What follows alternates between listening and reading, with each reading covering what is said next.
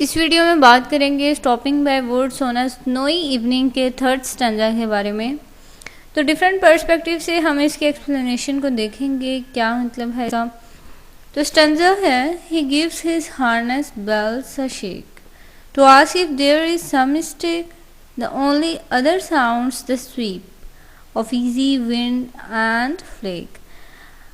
तो यहाँ पे अब क्या बात हो रही है इसके बारे में हम डिस्कस करते हैं। देखें, सबसे पहले बात की जा रही है कि हॉर्स जो है उसने अपने जो बेल्स हैं उसके साथ जो अटैच की गई हुई हैं उसको उसने शेकिंग किया, यानी उसे हिलाया अपने बेल्स को।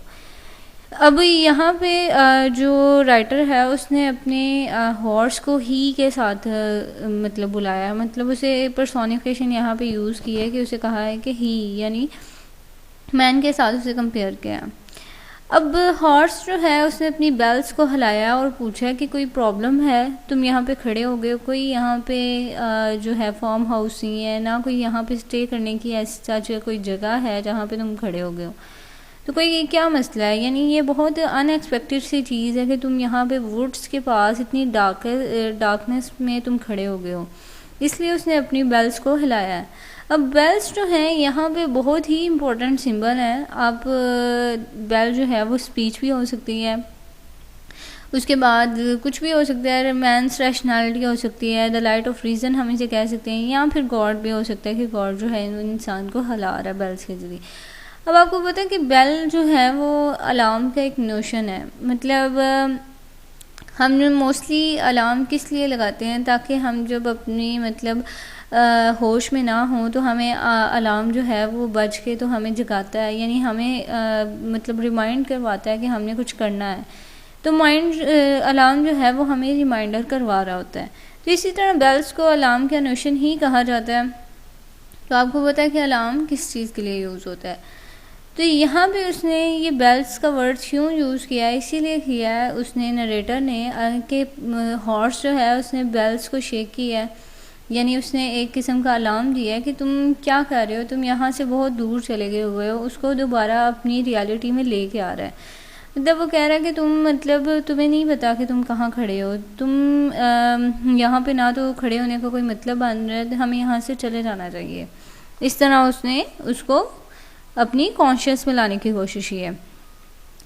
अब ये जो है अगर हम दूसरे अल्फाज में देखें तो वेल्स का ये भी मतलब है कि हमारी जो क्योंकि पिछले में बात की गई थी, पिछले स्टैंजा में, कि हमारी जो फीलिंग्स हैं वो फ्रोज़न हो चुकी हुई हैं, हमारे अंदर पैशन नहीं रह गया, जिसको ये इसलिए इसने राइटर ने फ्रोज़न लेक कहा है।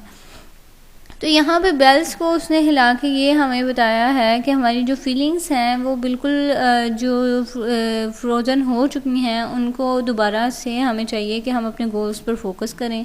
बेल्स का सिंबल इसलिए सिंबल यूज़ हुआ है कि हमें हिलाया जा रहा है, हमें बताया जा रहा है कि हम जो हैं कहाँ चले गए हैं, हमें अपनी ज़िंदगी का कुछ नहीं पता, हम अपने गोल्स पर फोकस नहीं कर रहे, हम अपना टाइम बहुत वेस्ट कर रहे हैं। तो इसलिए बेल्स के ज़रिए वो लोगों को जगा रहा है। तो अब इसी तरह बात की जा रही है कि हम जो है लाइफ जो है वो बहुत तेज़ी से रन कर रही है, और बहुत टाइम हमें अपना जो टाइम है वो ज़ाया नहीं करना चाहिए, और अपने एम्स और रिस्पॉन्सिबिलिटीज़ पर फोकस करना चाहिए। तो अब यही बात की जा रही है इसमें, इसीलिए नरेटर कहता है, हॉर्स जो है वो नरेटर से पूछ रहा है कि कोई मिस्टेक है, तुम यहाँ पे खड़े हो गए हो। तो ये क्लियरली पता चल रहा है कि ये एक मेटाफर यूज़ हुआ है।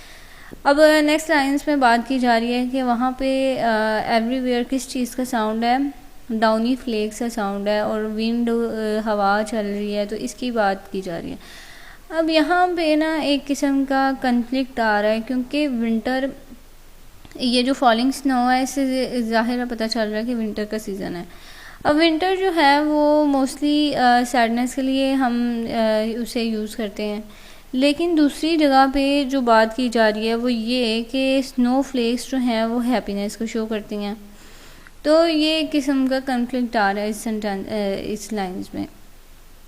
तो ये इसकी डिफरेंट पर्सपेक्टिव से थर्ड स्टैंजा की बहुत ही इजी सी एक्सप्लेनेशन थी। आई होप आपको बिल्कुल क्लियर हो गई होगी।